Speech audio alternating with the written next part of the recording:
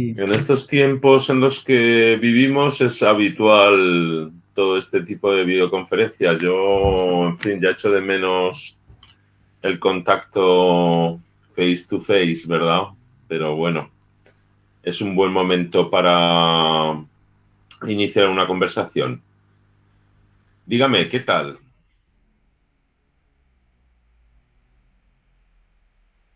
estaba investigando un poco acerca de tus quehaceres en la docencia. En España, en Latinoamérica, estás muy Ujú. activo por lo que estaba viendo en Palermo y en Mendoza, ¿verdad? Lo último que me dijiste. Sí, sí, sí.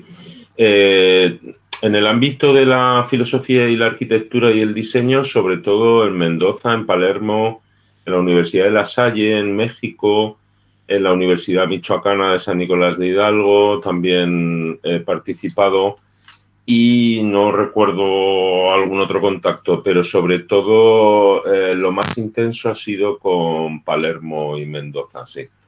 Sí, porque iniciamos una relación pues hace algo así ya como 5 o 6 años. Ellos eran, pues, ignoraban un poco todas las aproximaciones desde la fenomenología, más al aspecto del diseño que al aspecto de la arquitectura. Y tenían mucho interés en entrar en ese ámbito, ¿no? Que es un ámbito, pues yo creo que muy, muy desconocido, ¿no? Y un poco prejuzgado también, ¿no? Porque, bueno, pues la filosofía fenomenológica es una corriente un poco obtusa, ¿no? Un poco difícil de transmitir. Y ahí, como ocurre con todas las corrientes teóricas, pues hay pues, muchos prejuicios, ¿no? En torno a estas cuestiones. Entonces, claro, yo en aquel momento les ofrecí mi colaboración porque en el año 2009 yo inicié un proyecto de investigación con la Universidad Europea de Madrid, con la Facultad de Arquitectura, precisamente. Y también por este mismo motivo, siempre es el mismo motivo, ¿no? Es los técnicos que precisan de orientaciones teóricas. Este ha sido un asunto que yo me he encontrado a lo largo de mi vida continuamente. De hecho, por ejemplo, he tenido muchas intervenciones en universidades de bellas artes, facultades de bellas artes, porque pues en otros ámbitos también, claro, yo tengo mi especialización principal es precisamente en teoría estética. Y entonces, pues los técnicos, por llamarlos así, ¿no? Los productores, ¿no? Sería la categoría desde la teoría estética, pues precisan orientaciones teóricas. Y el alumnado, sobre todo, además, es muy exigente con eso. Entonces, me han llamado unas cuantas veces precisamente para aportar, ¿no? Orientaciones teóricas a la práctica, porque claro, no consiste en hacer especulación y elucubraciones acerca pues de los distintos conceptos, de las distintas aproximaciones históricas y demás, ¿no? Sino consiste en ser efectivos, ¿no? Es decir, darles pues, unas pautas, ¿no? Unas posibles orientaciones para que eso se pueda reflejar, ¿no? En la producción, ¿no? Que en definitiva es lo que nos interesa.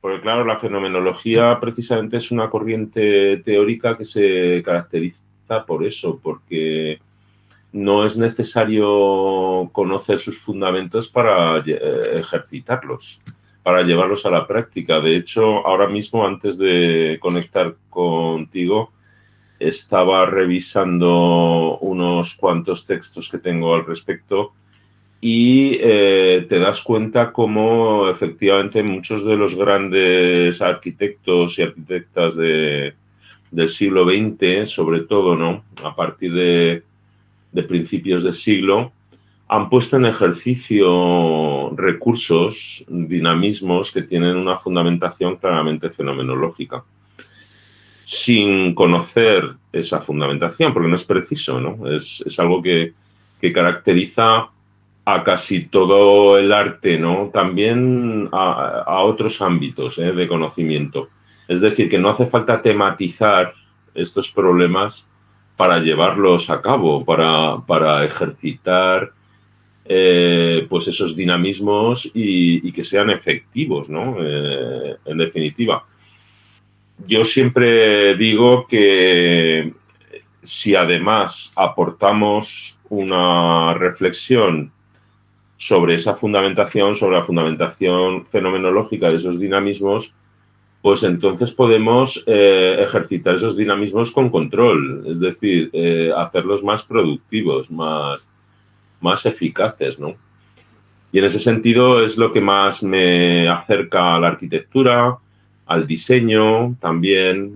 Son dos de los ámbitos que más me interesan, por supuesto también la pintura y la escultura y la música, pero en general sobre todo a la arquitectura y al diseño porque son dos fenómenos especialmente críticos, ¿no? Son dos ámbitos del arte, de la práctica humana, ¿no? Que son especialmente críticos y que se prestan mucho, ¿no? a esto, ¿no? A ejercitar dinamismos puramente fenomenológicos sin necesidad de tematizarlos, ¿no? Por eso yo siempre me he propuesto tematizar esos dinamismos precisamente para que los técnicos, los productores, vayan más rápido, ¿no?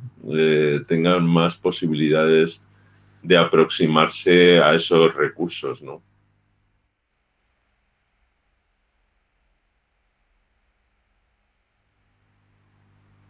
Sí, sí, sí. Cuénteme, contextualíceme qué es lo que están haciendo en la FADA, una de Paraguay, que me interesa muchísimo. Supongo que es la primera vez que escuchas así de la facultad o en anteriores veces ya habías escuchado de la facultad. Había visto algunos documentos, por ejemplo, una traducción de Construir, Habitar y Pensar de Martin Heidegger, que yo creo que estaba bajo el auspicio de la FADA, si me suena. Sí, alguna vez me había parecido, pero claro, nunca había tenido contacto, ¿no? Tenemos un profesor que se llama Aníbal Cardoso también, que es profesor de crítica arquitectónica. Ajá, Puede ser que sea el productor de ese artículo. es posible. No sé si es un artículo o una investigación, Sí. no, no sabría decirte Es con claridad. una Ah, es traducción de una la conferencia traducción. de Martin Heidegger. Ujú. Sí. O sea, Mm. realmente yo creo que ahora nos estamos abriendo digamos, a intercambiar un montón de cosas porque somos muy mediterráneos. Esa es mi diagnóstico un poco de lo que, o sea, la situación en la cual están los docentes, la situación en la cual estamos los alumnos.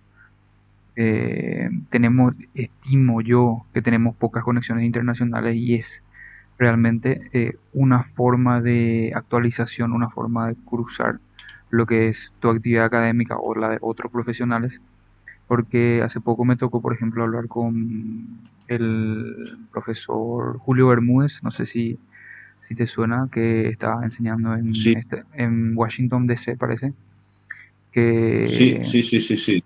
que tuvo esas investigaciones de las neurociencias aplicadas a la arquitectura. Sí, Em, esto es, sí, sí, sí. y ese tema me parece muy interesante de desarrollar. Justamente es uno de los temas en los cuales yo me quiero centrar personalmente. Ahí en ese contexto, tirar el contenido de la producción que él tuvo en ese tiempo, ¿verdad? Y de hecho que estaba enseñando en Estados Unidos, argentino, afincado en Estados Unidos, ¿verdad? Ujú. Eso es, sí, Y, sí, sí, sí. o sea, básicamente tenemos un contexto o sea, te quiero hacer un panorama de lo que es la Facultad de Arquitectura de, Sí, claro. de la Universidad Nacional de Asunción, la Facultad de Arquitectura, Diseño y Arte. Y a nivel ujú, teórico y histórico tenemos, o sea, tenemos como cuatro asignaturas, o sea, cuatro teorías de la arquitectura, arquitectura uno 2 3 ujú, 4 y tenemos cinco ujú, historias de la arquitectura y ujú, tenemos una crítica arquitectónica. Básicamente esa, ujú, y después un par más de investigaciones, pero básicamente eso es lo troncal en nuestra facultad, ¿verdad? Y bueno, realmente nunca alcanza el tiempo para centrarte en un tema específico. eh, por ejemplo, ujú. referente a lo que es la crítica arquitectónica, donde tenemos el profesor que te había nombrado, que es Aníbal Cardoso, que él es el que se encarga de dar esas clases muy interesantes y tocan es una de las únicas asignaturas en las cuales se toca el contexto, el concepto de la fenomenología como tal, ¿verdad? Y se desarrolla un poco también. De Ujú. repente en Historia 5 con un profesor que se llama Jorge Carlos Fernández, también se toca un poco, pero sabemos que la historia es un poco diferente a a la crítica. Y es Ujú. básicamente estar interesado en lo que usted pueda colaborar con nosotros en la difusión de lo que usted más quiera hacer, ¿verdad? Realmente no hay una necesidad específica de, Ujú. digamos, obviamente hay temas muy importantes y centrales como la fenomenología y la teoría estética, que sería crucial, Ujú. que podríamos, que estaría bueno que podríamos, digamos, sacar algo para la difusión de los alumnos y para intercambio y para que la gente pregunte y para que se interese un poco más de lo que es Claro que sí. tu producción teórica, ¿verdad? Y científica también, ¿verdad? Ujú. Claro que sí. Yo estoy convencido que si estamos en el principio de esta historia, es decir, más adelante no va a haber manera de abordar algunas de las prácticas artísticas, sobre todo las más relacionadas con la vivencia humana, con la vivencia del espacio, con la vivencia del tiempo. Ahora estaba terminando un pequeño audiovisual que lo quiero utilizar de manera introductoria pues para mis exposiciones más básicas, ¿no? Para las personas que no tienen mucho conocimiento acerca de este asunto para introducirlas, ¿no? Y entonces estaba asociando algunas imágenes de edificios emblemáticos con conceptos claramente fenomenológicos, pero a su vez claramente arquitectónicos, claramente técnicos, ¿no? Y entonces, bueno, la verdad es que al final es increíble porque la lista de conceptos que está apareciendo es impresionante, ¿no? Porque, por ejemplo, toda la cuestión del espacio vivido, toda la cuestión de la localidad, ¿no? De la relación entre la corporalidad, ¿no? Entre el cuerpo vivido y la constitución del espacio, toda la cuestión de la rítmica, ¿no? Que está muy estudiada sobre todo por algunos autores próximos a lo que están haciendo todavía como estética fenomenológica, ¿no? Me viene a la mente pues, un autor, Henri Maldini, que es un autor francés, o Jacques Garelli, que tiene una obra muy importante que se titula así, Ritmos y Mundos. Toda la cuestión de la rítmica, toda la cuestión de la dinámica entre lo vacío y lo lleno, que es un asunto muy tratado por la fenomenología, pero ya estoy hablando desde la primera mitad del siglo. De hecho, yo siempre que hablo de lo vacío y de lo lleno, de la dialéctica entre lo vacío y lo lleno, siempre utilizo términos alemanes, ¿no? El Lehre y el Viele, ¿no? No solamente aplicado a la arquitectura, por ejemplo, la misma dialéctica entre lo vacío y lo lleno se aplica, por ejemplo, a la teoría de la literatura, ¿no? Y hay personajes muy importantes que han transformado la teoría de la literatura desde esta dialéctica, ¿no?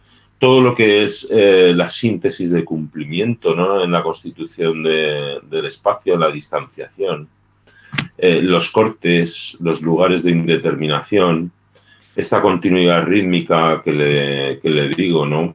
La circunducción, la estandarización, todo el proceso de simbolización, porque, bueno, ahora estaba viendo imágenes. La verdad es que como me apasiona la arquitectura, reviso imágenes muy conocidas por todos, ¿no? Pues ahora estaba viendo a Frank Gehry, estaba viendo también a Mies van der Rohe y estaba viendo ¿cómo se llama esta señora?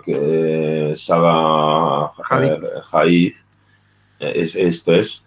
Y entonces, claro, enseguida entiendes, después de ver esas imágenes, entiendes, por ejemplo, toda la cuestión del proceso de simbolización desde la perspectiva fenomenológica, que es fundamental, ¿no?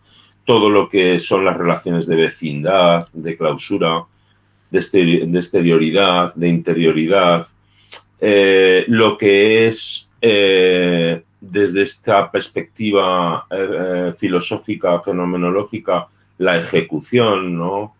Lo que es el emplazamiento, del cual hablaba Heidegger muchísimo, ¿no? La Gestalt. En fin, me ha salido una lista vamos, indefinida. O sea, podría continuar con todos estos conceptos, que son conceptos que compartimos. Es decir, son conceptos. Pues a mí, lo que más me animó a aproximarme a la arquitectura, aparte de mi pasión por ella, fue precisamente esto, fue darme cuenta de que estábamos utilizando los mismos conceptos. Entonces, algo tenía que ocurrir, ¿no? Porque si estamos trabajando, bueno, Husserl, por ejemplo, no el Husserl que conocemos todos de la primera mitad del siglo, pero el Husserl de sus manuscritos estenografiados de Lovaina, ¿no? Que van apareciendo poco a poco. Todavía hay 50.000 páginas allí sin traducir, ¿no? Porque están estenografiados. Husserl ya hablaba de todo lo que estaba relacionado con la síntesis de espacialidad, de temporalidad, con la situación, con la localidad, con cómo creamos un tipo de espacio cuando lo habitamos, que es muy diferente al espacio métrico, ¿no? Que es un espacio de situación, un espacio de orientación, y que precisamente modificamos a través de estos dinamismos, ¿no? Por ejemplo, introduciendo los lugares de indeterminación, los cortes, la reticulación, toda esta rítmica entre lo vacío y lo lleno. En fin, yo creo que está todo por hacer.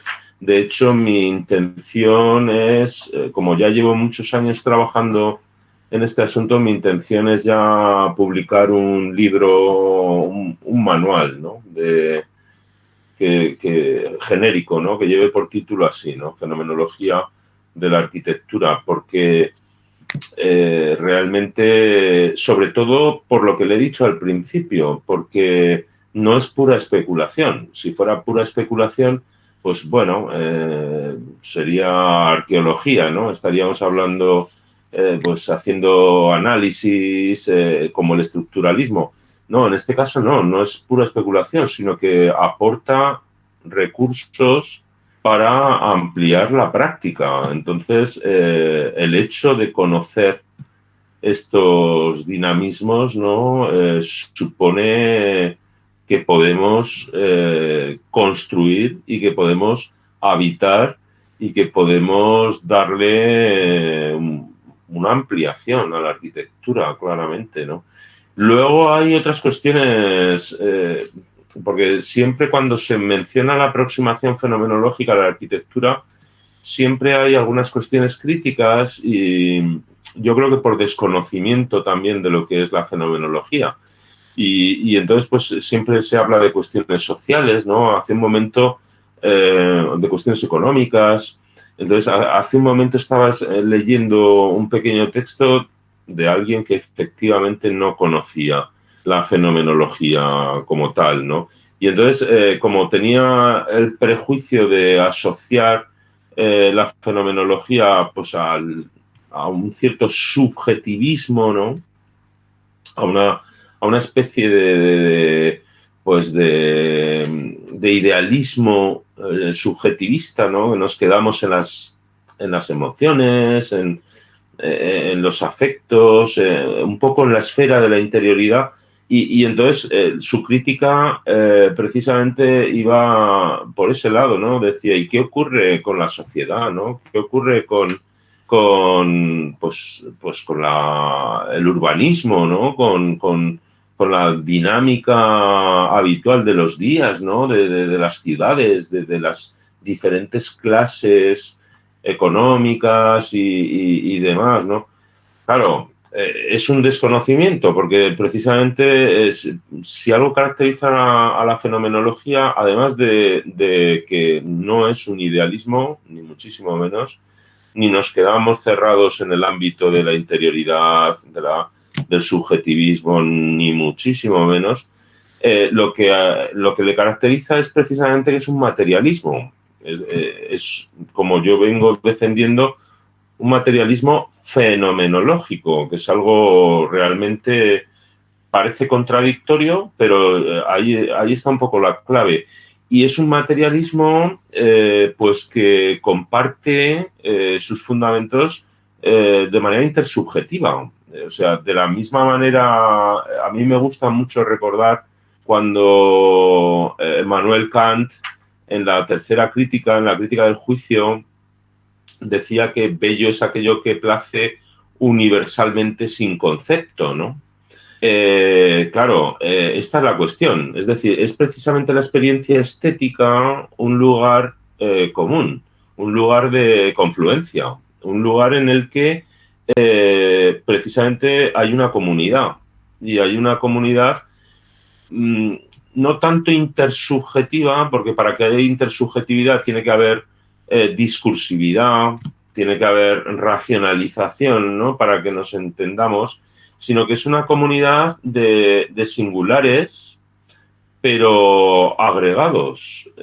De la misma manera que cuando todos escuchamos una sinfonía de Bach y no tenemos que comunicarnos entre nosotros para tener una experiencia común de esa obra, de la misma manera cuando entramos en un edificio no tenemos que comunicarnos. Es decir, la experiencia estética que estamos recibiendo en ese momento es mente compartida.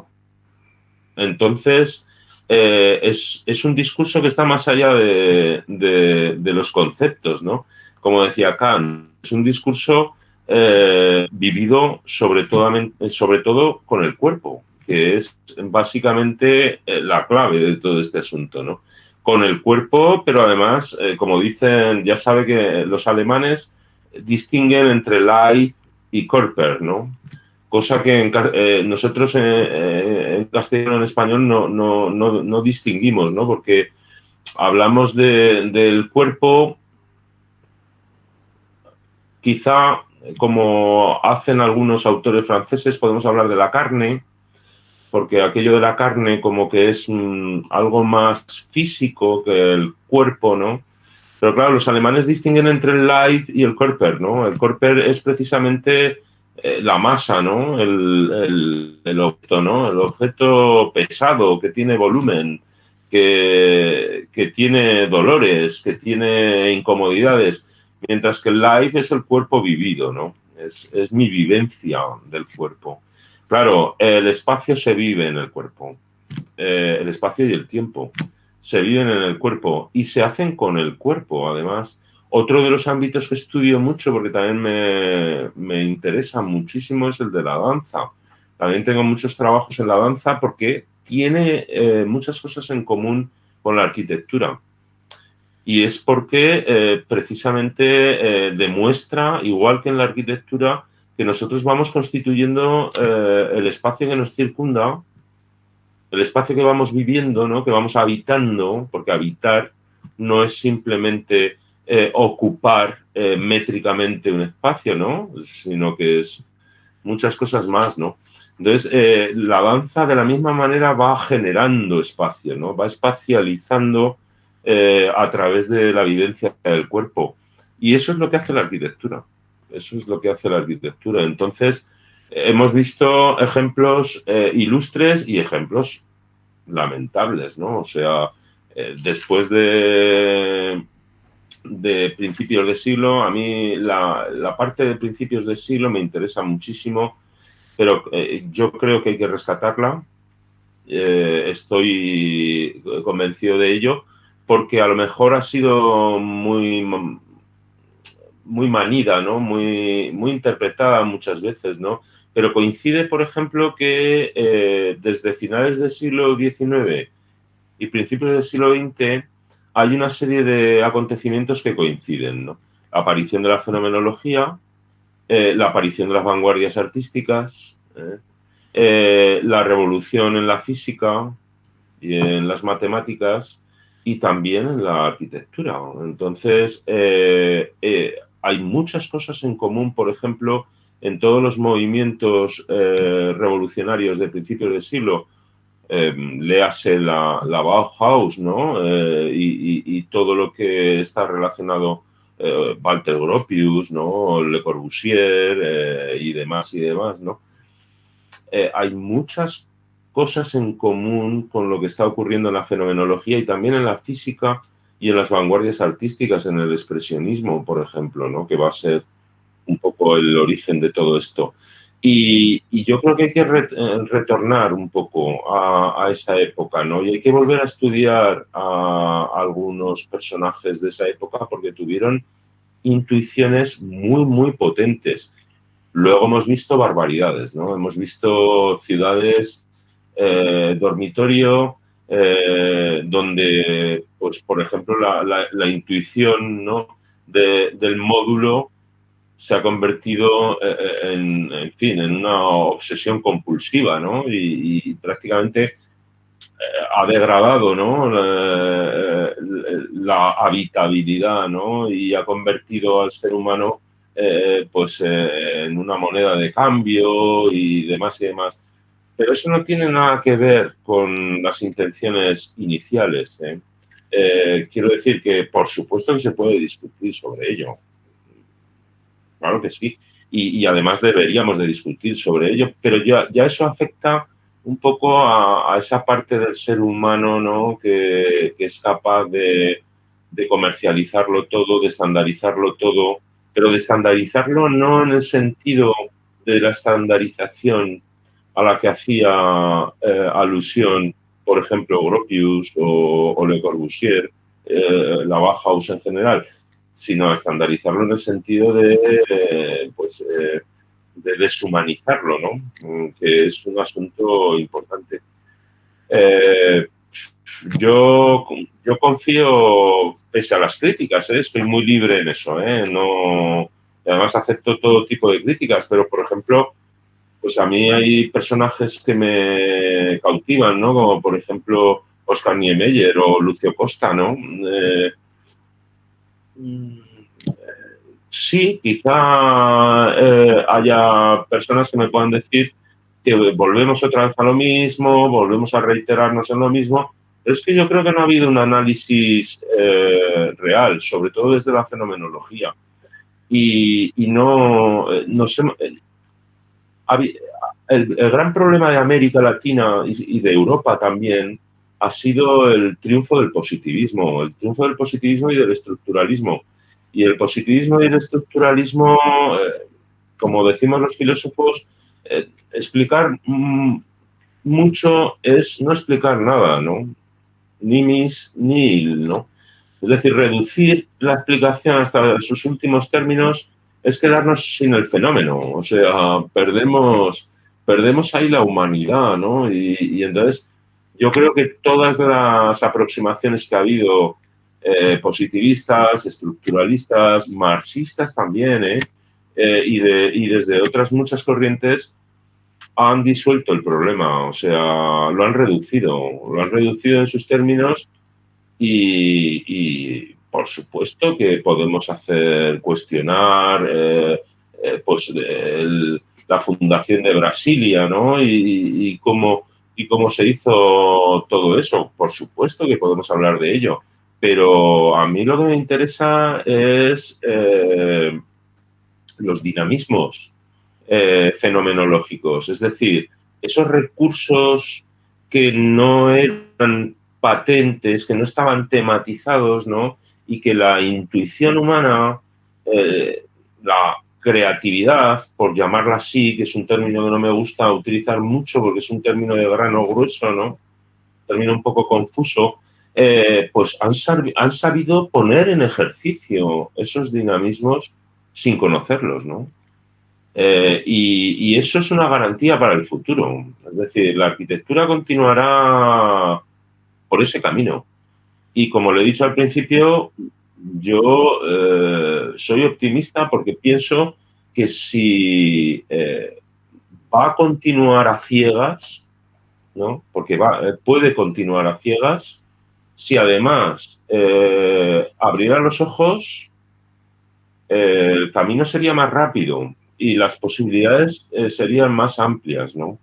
Y veríamos una nueva arquitectura muy pronto que cambiaría la faz de nuestras ciudades, la faz de el espacio que vivimos, ¿no? Diferente a la crítica.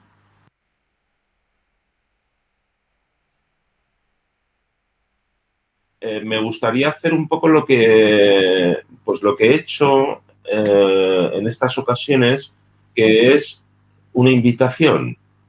Es decir, abrir, como decimos aquí en España, abrir el melón, ¿no?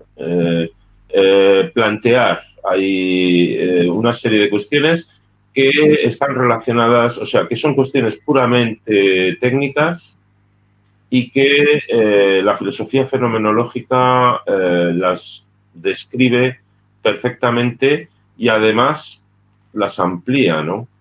Y marcar un itinerario para el que le pueda interesar este asunto, porque claro, ustedes son futuros arquitectos y arquitectas, ¿no? Y yo creo que ese es el objetivo, es decir, que en el futuro tengamos pues unos esquemas más amplios, ¿no? de conocimiento para llevar a cabo pues nuestros proyectos, ¿no? Nuestras ideas. Ya sabemos que luego las condiciones pues son muy diferentes, ¿no? Y hay veces que uno no puede hacer lo que quiere, ¿no? Pero abrir la mente de esta manera puede ser positivo para las posibilidades del futuro, ¿no?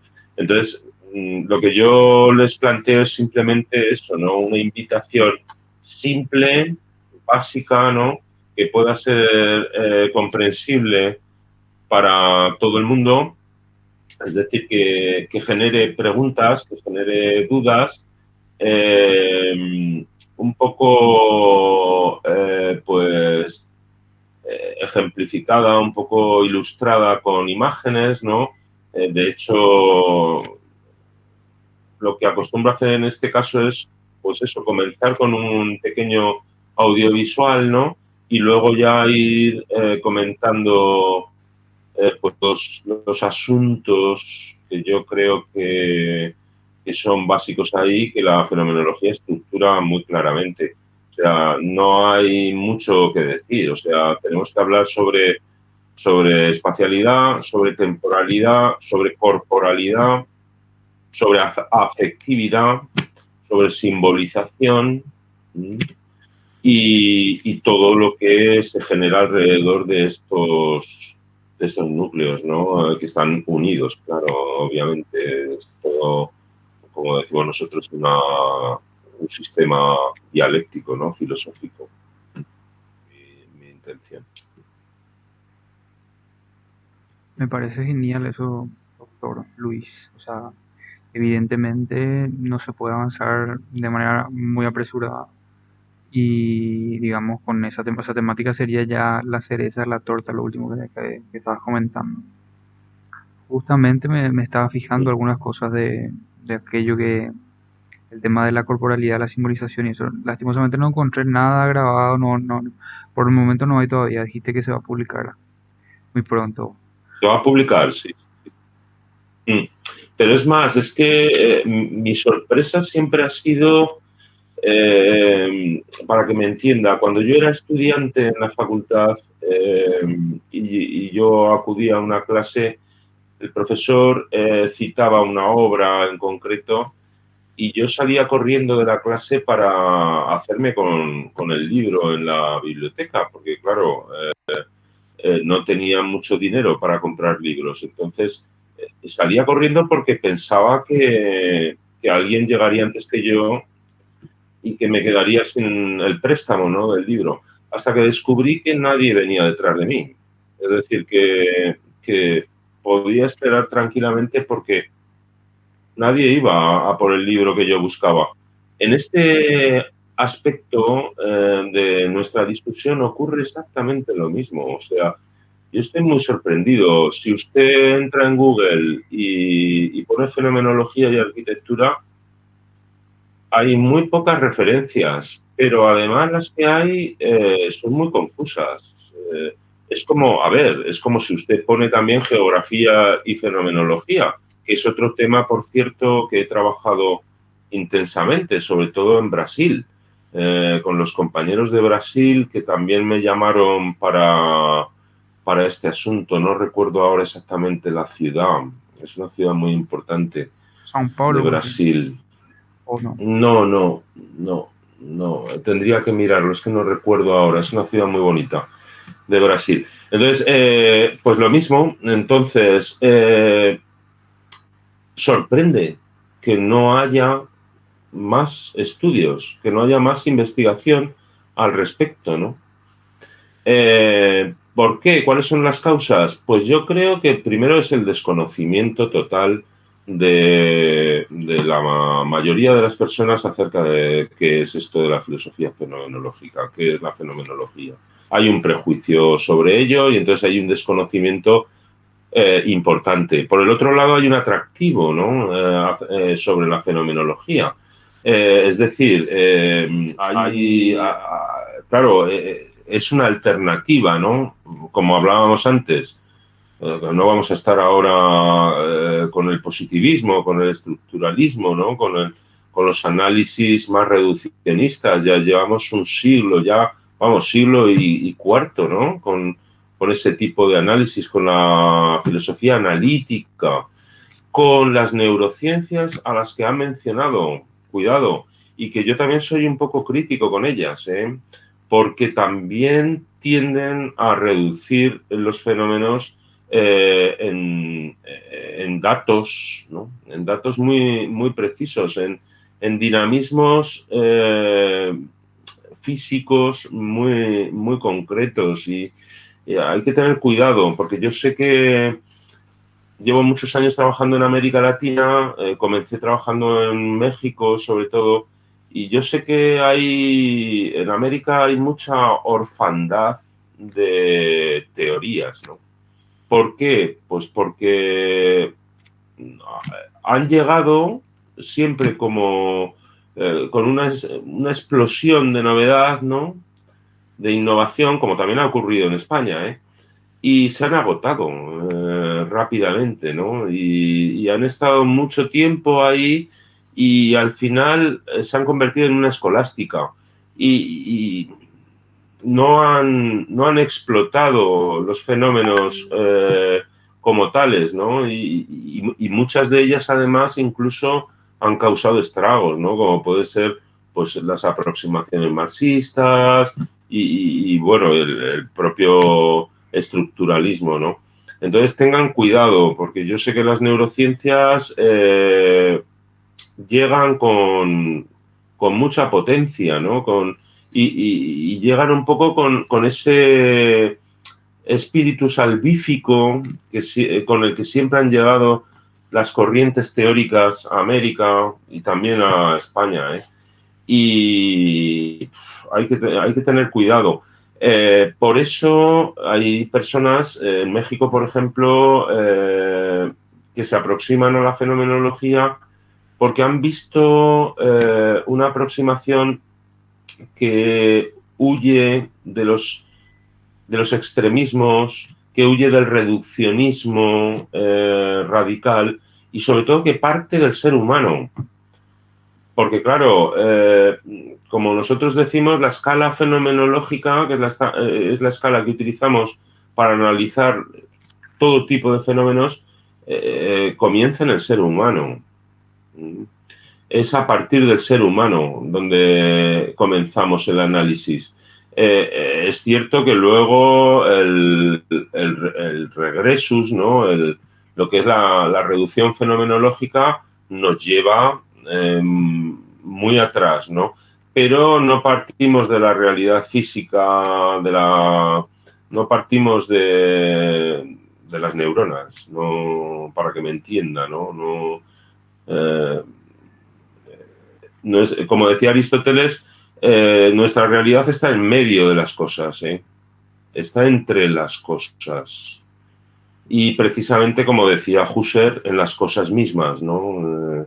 Ahí es donde nos tenemos que centrar. Entonces, esto ha hecho que muchas personas hayan tomado la fenomenología como una opción prometedora, ¿no? Sin embargo, como le decía, usted entra en Google y, por decir algo, ¿no? Y no hay apenas aproximaciones, ¿no? Al respecto. Por desconocimiento de la corriente, de la teoría, del método fenomenológico y también porque, claro, las dificultades de la práctica son, como decíamos al principio, pues realmente importantes, ¿no? O sea, ¿qué voy a hacer yo como arquitecto desde la fenomenología? Pues bueno, yo esto era lo que les decía a los arquitectos la primera intervención que tuve, que es, como le he dicho, la de la Universidad Europea de Madrid, ¿no? Si no tenemos un proyecto claro, esto no sirve de nada, o sea...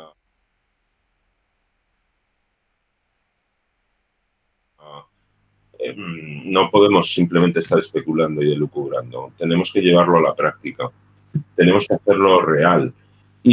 Pero se puede hacer real construyendo una cabaña en el campo. O sea, no es necesario hacer grandes obras megalómanas.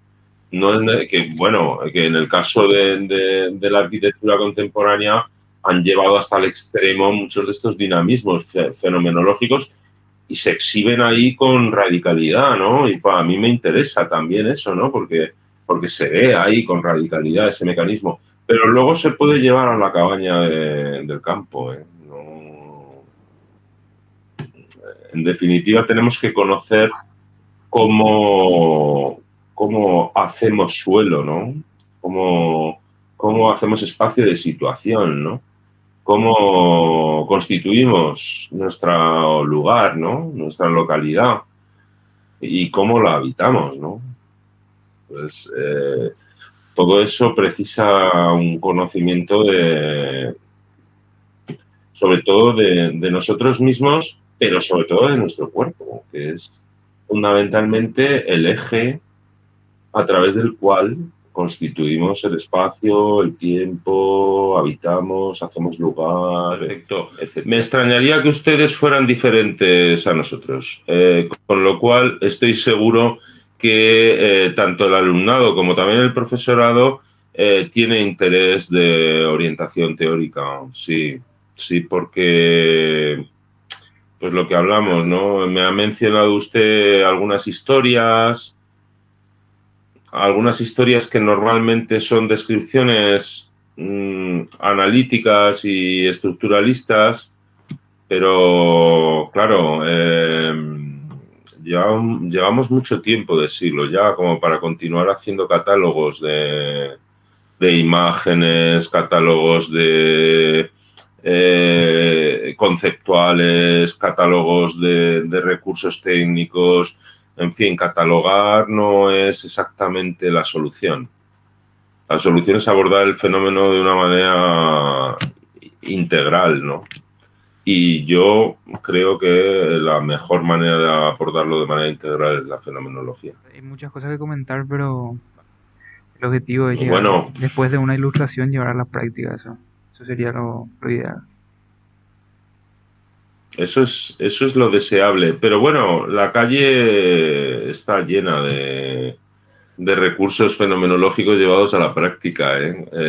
Es increíble. Claro, o sea, eso también Es, iba a comentar de que, o sea, nosotros encontramos fenomenología en aquello que no fue preconcebido fenomenológicamente y se aprende con un montón de cosas. es que este es un asunto, por ahí empezaremos, es un asunto que a mí me parece muy importante, que es la diferencia entre ejercicio y representación. Es lo que llamaban los escolásticos el actu signato y el actu exercito, ¿no? Claro, no hace falta representación para ponerlo en ejercicio. Es curioso.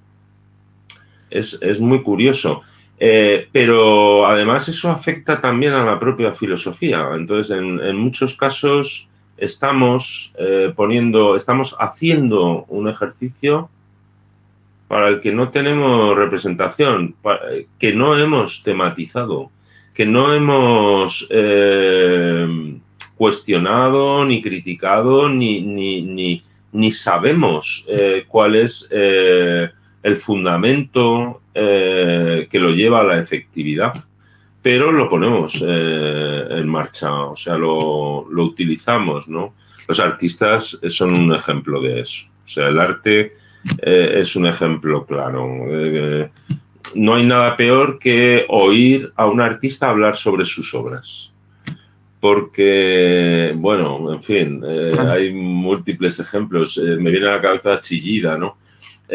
Un artista hablando sobre sus obras es un auténtico disparate, porque normalmente es el gran desconocedor de su propia práctica, ¿no? Puede hablar sobre la práctica, obviamente, ¿no? Sobre la técnica, porque la maneja mejor que nadie, ¿no? Pero ¿por qué lo ha hecho así? ¿Por qué ha conseguido ese efecto? ¿Por qué ha conseguido ese resultado?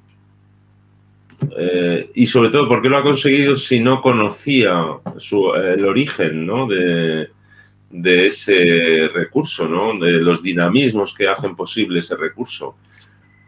En Es así. el Y sentido la del azar, arquitectura es por un ejemplo. ejemplo clarísimo. La arquitectura es un ejemplo clarísimo, clarísimo. Bueno, pues un placer, Lenilson. Quedamos así y espero sus noticias, ¿de acuerdo? Sí, estaré viendo yo todo ese tema y con respecto a tener un poco más diseñado el asunto, le vuelvo a escribir. De acuerdo. Muy bien. Pues muchas gracias. Muchísimas Ha gracias por sido su un tiempo placer. también. Muchísimas gracias por su tiempo también. Muchas Vamos a gracias. estar hablando, doctor. Vamos a quitar esa Gracias. videoconferencia.